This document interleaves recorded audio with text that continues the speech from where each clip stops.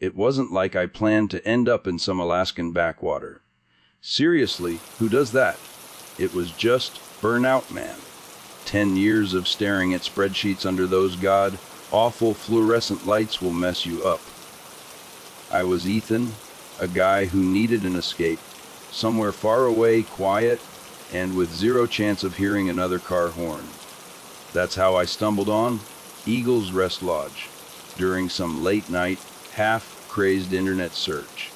The website was all breathtaking views, private ski trails, and complete tranquility. Sounded perfect, even though I hadn't skied since I was a kid and broke my arm. The day I drove up, the sky was this solid sheet of gray, the kind that just sucks the color out of everything.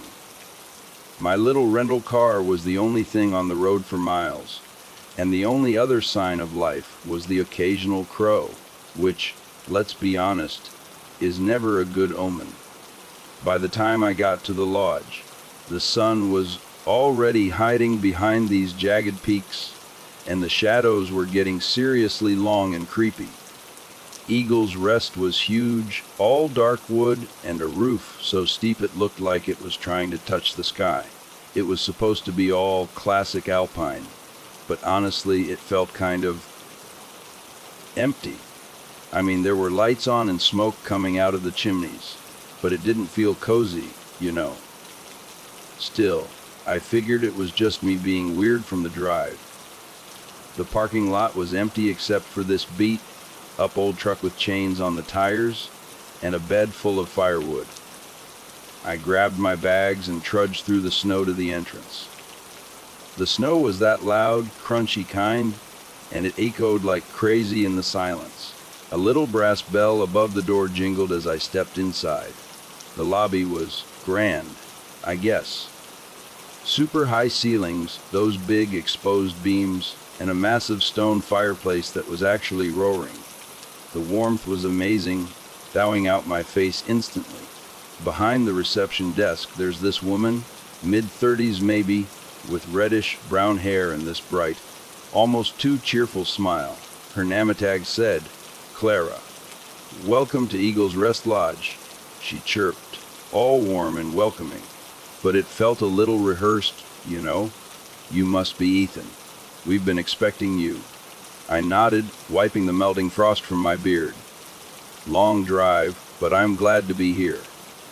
"Most people are," she said, and her tone got a little, I don't know, flat. Clara handed me a room key, this heavy brass thing shaped like a pine cone, and pointed me toward the east wing. As she was talking, I noticed her eyes flick toward the big staircase behind me, just for a second. It was subtle, but it set off a little alarm bell in my head. "Is it just me here?" I asked, trying to sound casual. Her smile slipped for the tiniest moment. "It's the off-season. Things are quieter this time of year." Quieter. The place felt deserted, but I let it go. Figured she was just trying to sell the whole peaceful getaway thing. My room was on the second floor, overlooking the forest. It was exactly what you'd expect from a fancy ski resort. Thick carpet, wood furniture that looked like it was made from whole trees, and a bed that could have slept a king. I unpacked fast, itching to stretch my legs. The first weird thing happened when I was heading back downstairs. The hallway was lined with all these old photos of the resort, the trails, and groups of smiling skiers from back in the day. I stopped at one, a black and white picture of a bunch of staff members standing in front of the lodge. Something about it bugged me. Their smiles looked fake, their eyes kind of wide and freaked out, like someone was holding a gun to their heads, telling them to look happy. But the real kicker was this jagged scratch right across the middle of the glass, totally blocking out one of the faces. I leaned in, trying to see who was behind the scratch, but just then, the hallway lights flickered, making me jump. I shook it off and headed down to the lobby, where I found Clara stacking firewood by the hearth. She straightened up when she saw me. Settling in okay? Yeah, I said, looking around. It's just really quiet here. It's peaceful, isn't it? One way to put it, I muttered. Clara smiled, but it didn't reach her eyes, not really. Dinner will be served at 6 in the dining hall. If you need anything else, just let me know. I nodded, but as I turned to leave, I caught her watching me, her expression. I couldn't read it. Dinner was in this huge, empty dining room with these long tables that looked like they could seat 100 people. The only other person, there was this burly guy in his 40s with a beard, sitting way off in the corner. Turns out it was Mark, the ski guide Clara had mentioned. He gave me a nod but didn't say much, just kept to himself. The food was okay, roast chicken and mashed potatoes, but the silence was seriously oppressive. The dining hall felt way too big, way too empty, like it hadn't been used in years. After dinner, I went back to my room and tried to chill, tried to read the book I'd brought. But my mind kept going back to that scratched-out photo and how weirdly quiet the whole place was. Around 11:00 p.m., I decided to call it a night. I turned off the lamp and lay in bed, listening to the wind rattling the window pane. Just as I was drifting off, I heard it. Footsteps. Faint at first, like someone was tiptoeing down the hall outside my room. I sat up, straining to hear. The steps were slow, deliberate. Then they'd stop, then start again. Hello. I called out, but the footsteps just stopped.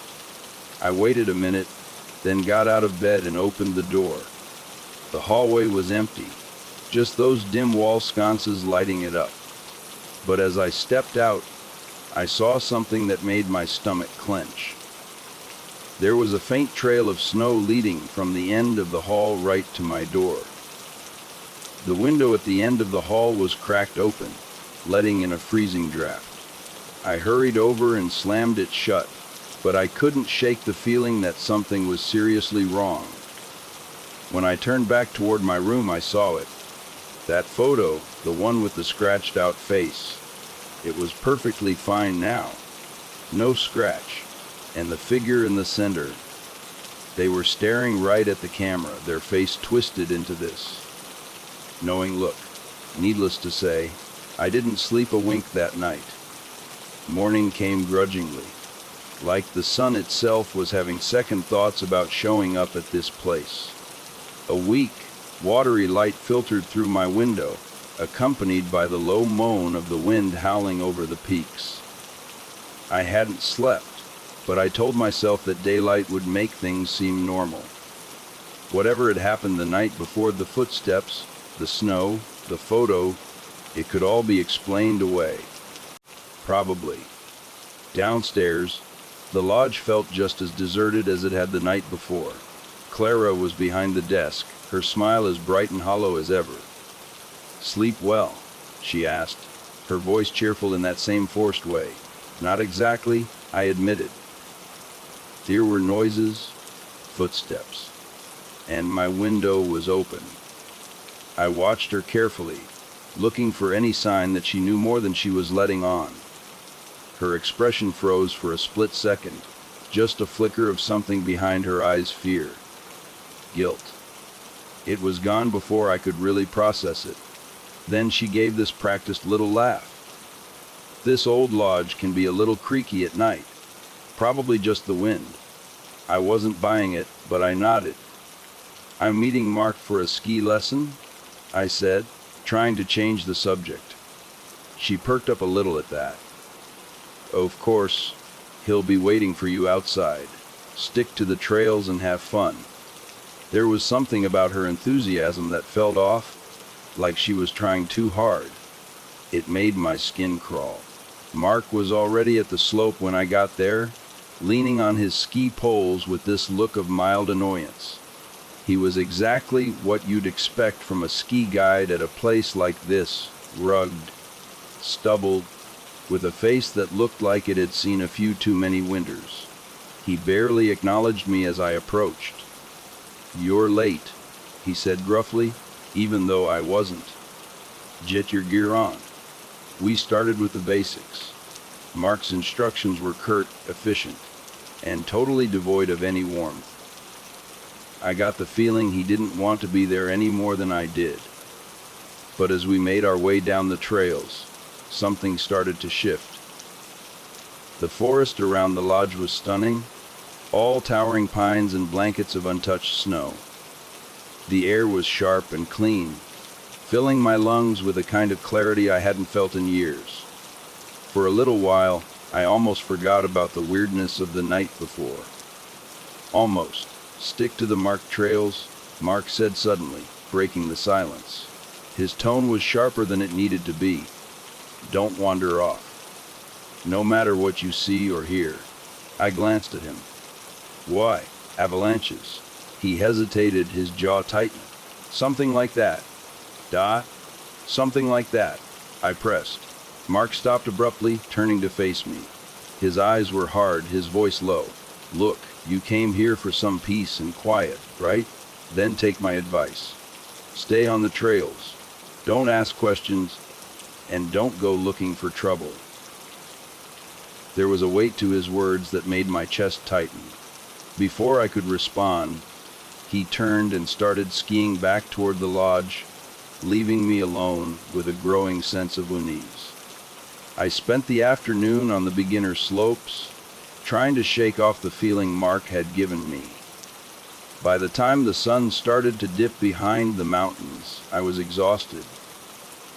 The warm lights of the lodge beckoned, but as I started back, something caught my eye. At the edge of the tree line, just beyond the marked trail, a figure stood motionless. They were too far away for me to make out any details, but their posture was strange, rigid, unnatural. For a moment, I thought it might be Mark, but the figure didn't move, didn't wave. "Hello," I called out. No response. The wind carried my voice into the trees, but the figure remained still, a dark silhouette against the snow. A shiver crawled down my spine, and not from the cold. Against my better judgment, I edged closer, my skis crunching softly over the snow. The figure stepped back, deeper into the shadows. It wasn't running, exactly, but there was something deliberate about the way it retreated, like it wanted me to follow. When I reached the spot where it had been standing, I found nothing but a single leather glove lying in the snow. I didn't pick it up. Back at the lodge, I told Claire about the figure. She was behind the desk again, flipping through a guest registry that looked older than she was. When I mentioned the figure, her smile vanished completely. "You shouldn't have gone off the trail," she said quietly. "I didn't," I replied. "They were right at the edge." "Who was it?" "A guest. Someone from the staff." Clara closed the registry and looked at me, her expression unreadable. "It was probably just a shadow.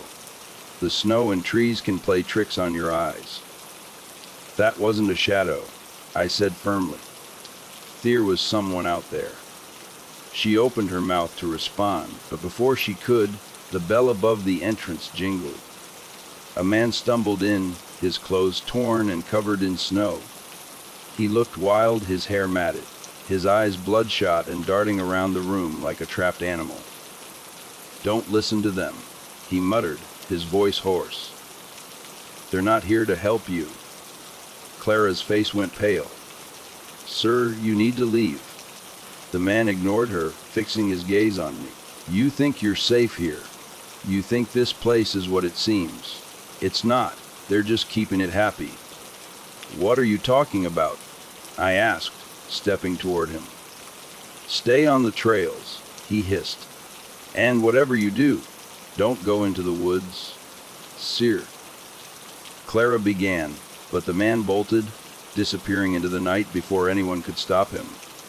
The lodge fell silent again, the only sound the crackling of the fire. Clara looked shaken, her hands trembling as she picked up the phone. "I need to call someone about this," she said, her voice tight. "You should go to your room." What just happened? I demanded. Who was that? Go to your room, Ethan, she repeated, this time with more force. That night, I lay in bed, staring at the ceiling. The man's words played over and over in my head. They're just keeping it happy. What did that mean? Keeping what happy? A faint tapping sound pulled me from my thoughts. It was coming from the window. I froze, my breath catching in my throat. My room was on the second floor. There shouldn't have been anything outside that window. The tapping continued, slow and deliberate. My heart pounded as I forced myself to turn my head. A shadow was pressed against the glass. It didn't move, didn't flinch, just stood there as if waiting for me to acknowledge it. Its outline was human, but something about the proportions was wrong.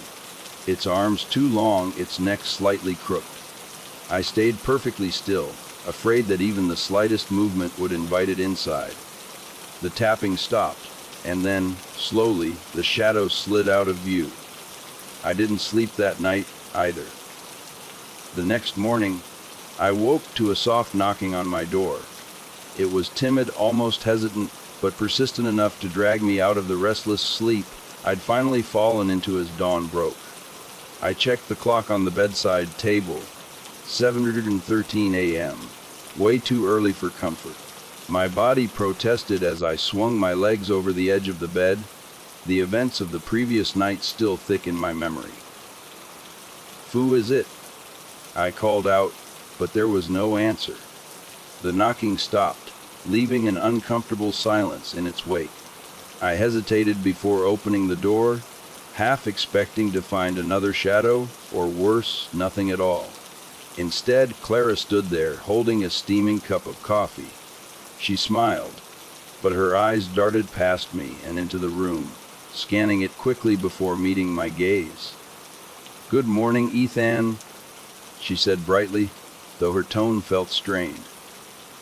"I thought you might need this after last night. You looked restless when I saw you heading back to your room. Thought I'd check on you this morning." Restless was one way to put it, but something in her demeanor was off, like she knew more than she was letting on. I decided to test the waters. "Thanks," I said carefully. That tapping on the window didn't exactly help me sleep. Clara's face froze for a split second before she forced another smile. "The wind can be strange up here. Plays tricks on you." "Right," I said, matching her tone. "Wind that casts shadows." She didn't respond to that, but her knuckles tightened around the tray she was holding. After an awkward pause, she gestured down the hallway. "Breakfast is ready if you're hungry. Mark wants to talk to you about your next lesson. He's outside, clearing the snow." "Great," I muttered, already tired of the constant reassurances that everything was fine when it so clearly wasn't. The dining room was empty again, save for a plate of scrambled eggs and toast waiting for me at one of the smaller tables. I ate quickly, the heavy silence of the lodge pressing down on me like a weight. When I finished, I decided to explore the building a little more. Something about this place wasn't adding up, and I wasn't going to find answers by sitting around. The lodge's layout was sprawling, with winding hallways and staircases that seemed to lead nowhere in particular. As I wandered, I noticed small details that I hadn't seen before at Scuff. Marks on the floors that looked like they'd been hastily cleaned, door handles that were scratched and worn, as if someone had been frantically trying to open them. And then there were the locked doors. Nearly every other hallway had at least one, a heavy wooden door with a small brass plate marked "Staff Only." They didn't look like storage closets, and the idea of an upscale resort having so many restricted areas struck me as odd. Eventually, I found myself in the basement. The air down there was colder, heavier, and it smelled faintly of damp wood and something metallic. Rows of wooden shelves lined the walls, stacked with supplies, bottled water, canned goods, and boxes of firewood. It all seemed normal enough, until I spotted one particular door at the far end of the room. Unlike the others, this one wasn't marked. Its surface was plain, and the doorknob had been replaced with a rusted padlock that looked decades old. It was out of place in an otherwise pristine storage area, and curiosity got the better of me. I glanced around to make sure I was alone before pulling at the lock. It didn't budge, of course, but the chain rattled loudly in the stillness. Frustrated, I scanned the room until I spotted a small crowbar resting against one of the shelves. With some effort, I wedged it under the padlock and pried it loose, the old metal groaning in protest before snapping free. The door creaked open to reveal a small, dimly lit room. The first thing I noticed was the smell stale and musty, with a hint of something acrid underneath. My flashlight illuminated the contents of the room, and my stomach churned at what I saw. Old maps covered one wall, their edges frayed and yellowed with age. Most of them depicted the mountain, but certain sections were crossed out with thick red X. A pile of missing person posters sat on a table in the corner, each one bearing the faces of smiling men, women, and even children. They all had the same thing in common, the word MESNG, stamped in bold letters across the bottom. But the strangest thing was the equipment: skis, poles, and snowshoes leaned haphazardly against the walls, their designs outdated by decades. Some looked barely used, while others were broken or twisted, as if they'd been violently bent out of shape. I picked up one of the posters, my hands trembling. The date on it was from 5 years ago, but the man in the photo looked eerily familiar. I realized with a jolt that he resembled the stranger who had burst into the lodge the night before, warning me to stay on the trails.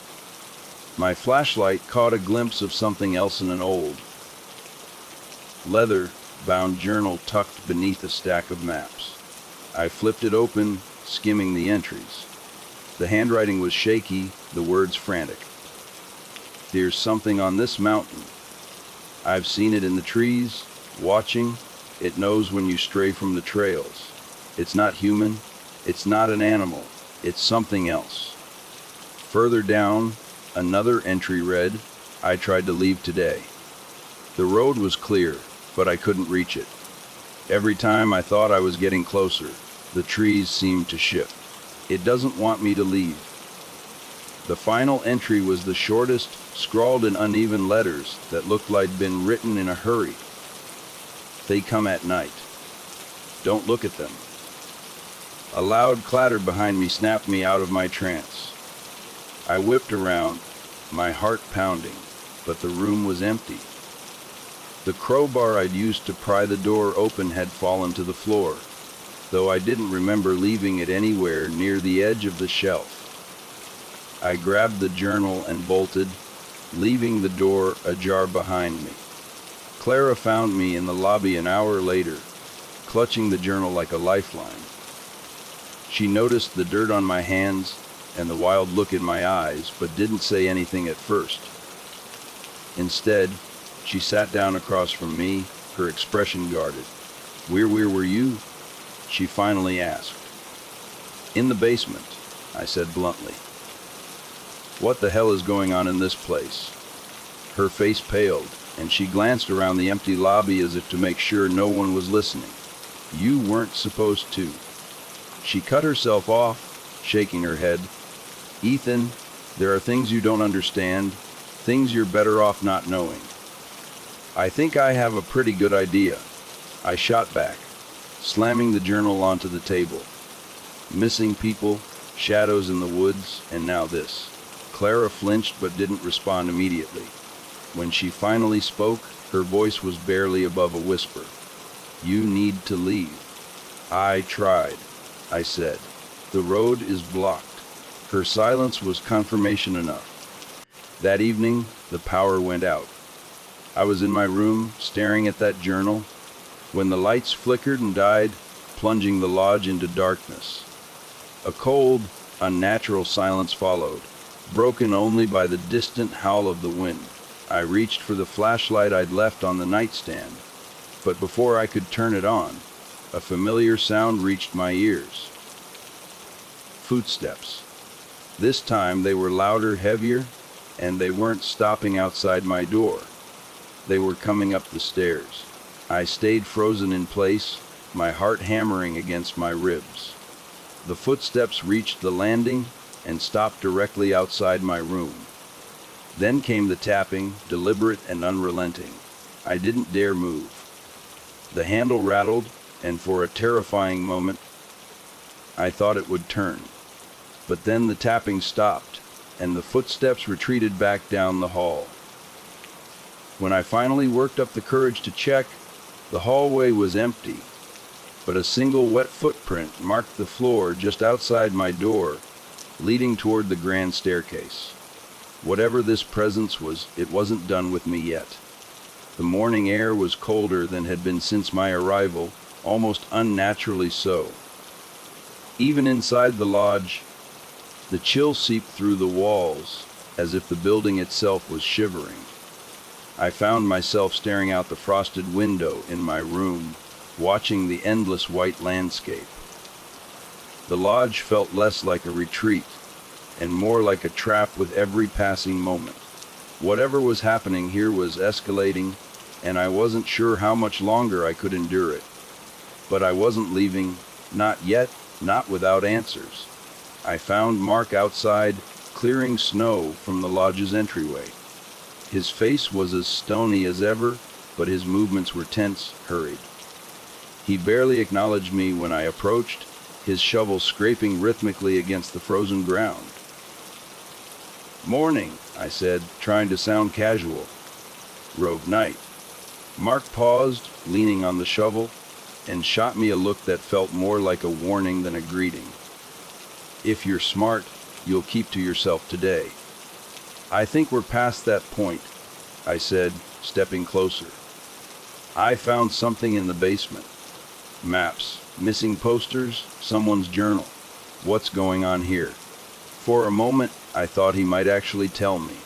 His expression softened just slightly, and he opened his mouth to speak. But then he shook his head and went back to shoveling. "You don't want to know." "Wes, I do, Mark." I pressed, my frustration boiling over. "I've seen things. Shadows outside my window. Footprints where there shouldn't be any. Something is out there, something." "Stop," he snapped, his voice low and sharp. He straightened, glaring at me with an intensity that froze the words in my throat. "You don't get it. The more you dig, the worse it gets. Whatever you think you're going to figure out, it's not worth it." Before I could respond, he turned and walked away, his boots crunching through the snow. I stood there, seething, but a deeper part of me couldn't shake the feeling that he was right.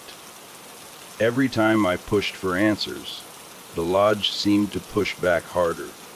I spent most of the day in the lounge, pretending to read while stealing glances at Clara.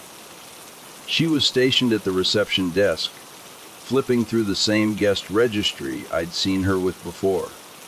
Every so often, her eyes darted to the front door, as if she were expecting someone, or something, to walk through it.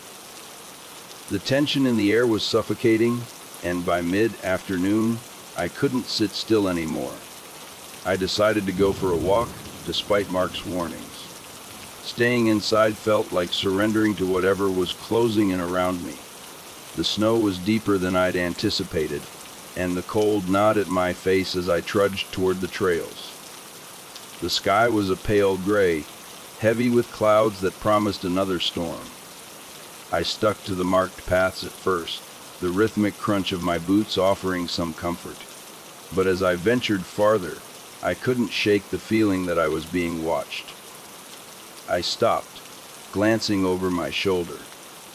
The woods were still, the only movement the occasional sway of snow, laden branches in the wind. But the unease didn't leave me. It felt like the forest was holding its breath, waiting for something to happen. And then I saw it. A figure stood just beyond the tree line, partially obscured by the shadows. It was the same as before, tall, unnaturally still, its outline vaguely human but somehow wrong. My pulse quickened, and I fought the instinct to run.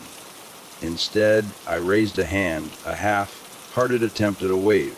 "Hello," I called out, my voice trembling. The figure didn't move. It just stood there, watching. I took a hesitant step closer, and that's when it moved, not away but toward me. The movement was slow, deliberate, almost predatory. My breath hitched, and I stumbled back, my boots slipping on the icy trail. "Stay back," I shouted, my voice echoing through the silent forest. It stopped, tilting its head slightly as if considering my words. For a brief, terrifying moment, I thought it might speak. But then it turned and disappeared into the trees, leaving behind only the faintest imprint in the snow where it had stood. I didn't follow. I couldn't. My legs felt like lead as I turned and hurried back to the lodge, the shadows of the forest pressing in around me. Clara was waiting for me when I returned. Her face was pale, her hands clasped tightly in front of her as if to stop them from shaking. "You went out there," she said, her voice a mixture of disbelief and anger. "I had to," I replied, brushing past her. "I needed to see." "You don't need to see anything," she interrupted, grabbing my arm. "You don't understand what you're dealing with." "Then explain it to me," I snapped, yanking my arm free, "because every time I try to figure out what's happening, I get stonewalled by you or Mark. I'm done being in the dark." She hesitated, glancing around the empty lobby as if afraid someone might overhear. Finally, she sighed and motioned for me to follow her. We retreated to a small office behind the reception desk, where she closed the door and leaned against it. "This place," she began, her voice barely above a whisper, "isn't what it seems. The lodge, the mountain, they're connected. There's something here, something ancient. It doesn't want us here, but it won't let us leave either." I stared at her, my mind racing. "What is it? Some kind of spirit? A curse?" "I don't know," she admitted, her eyes darting to the window. "But it's always watching. It knows when someone steps out of line, when someone tries to leave or interfere.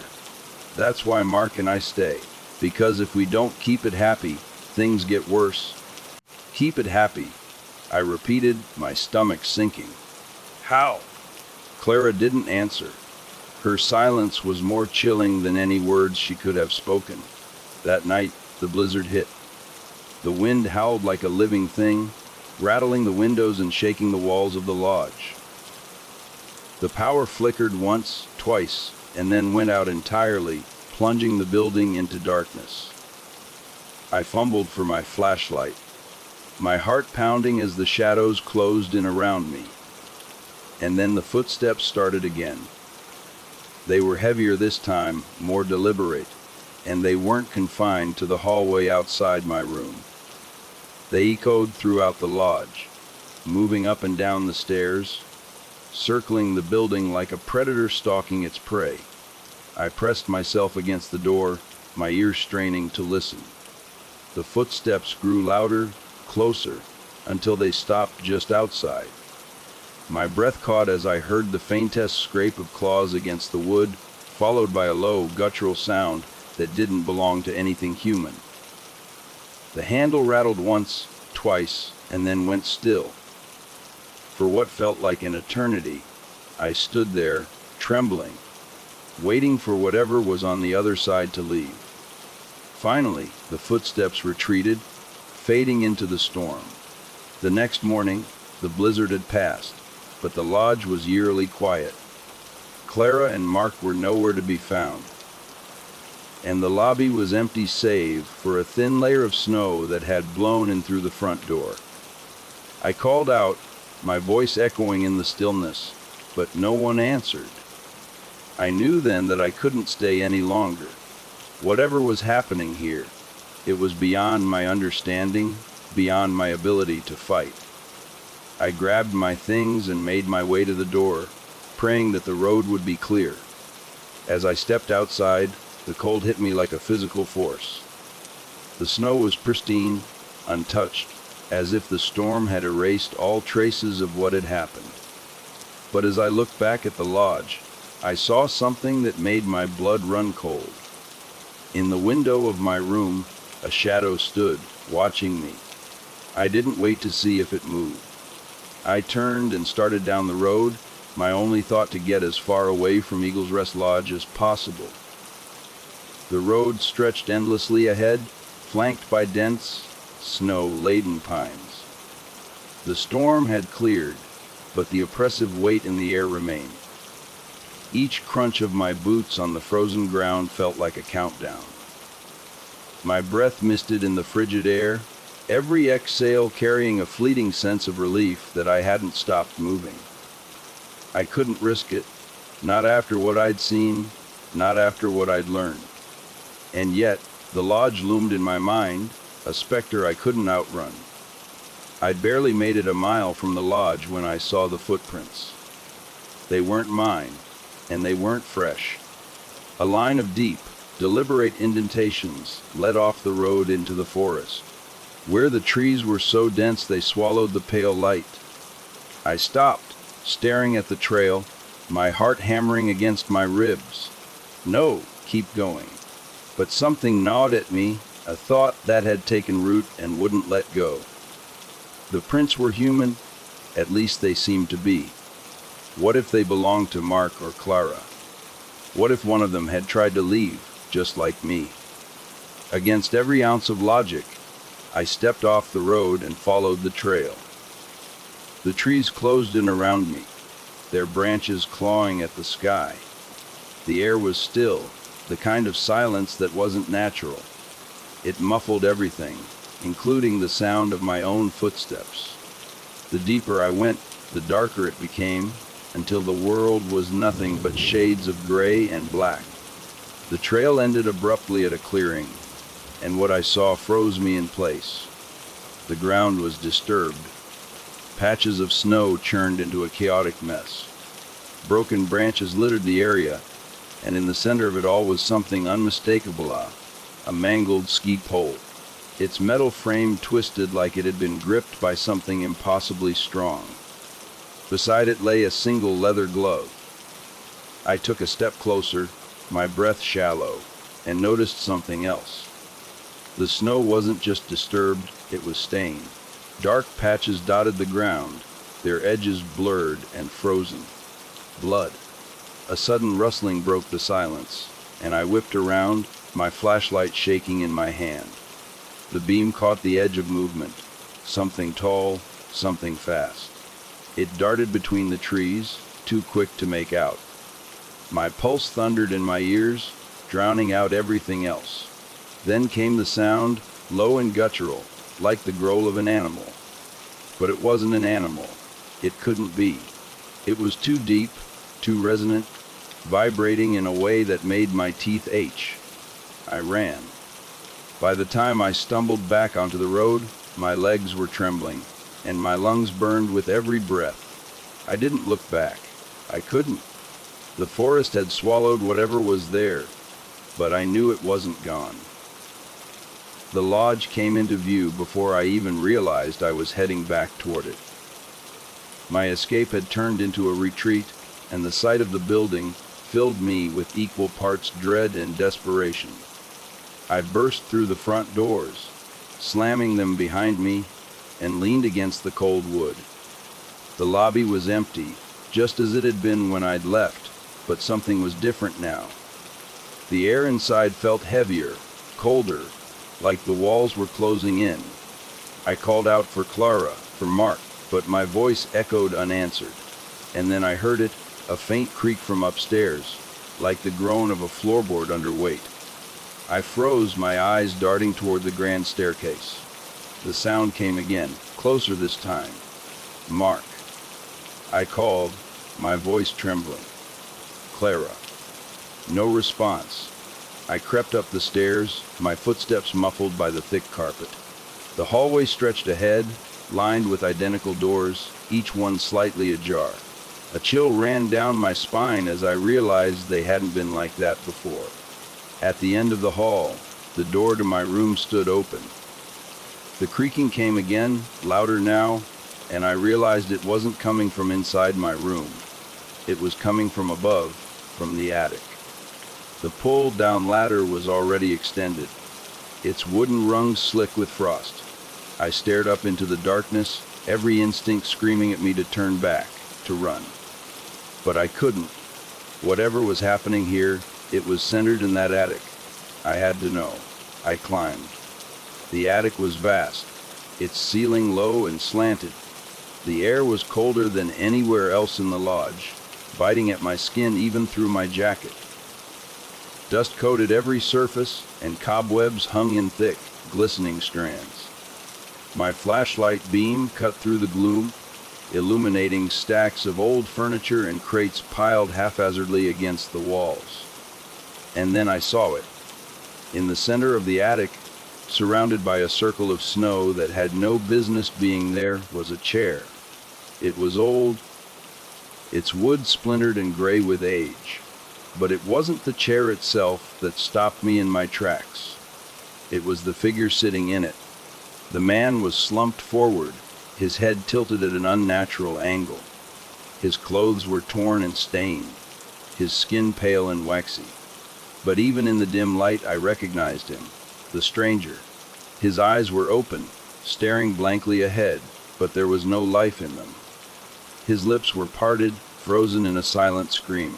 I took a step back, my flashlight trembling in my hand. That's when I noticed the writing on the floor, etched into the wood around the chair. It wasn't in English or any language I recognized. The symbols were jagged, chaotic, carved deep into the planks. My flashlight flickered, and for a brief moment the shadows seemed to move. And then he spoke. It wasn't the stranger's voice. It wasn't even human.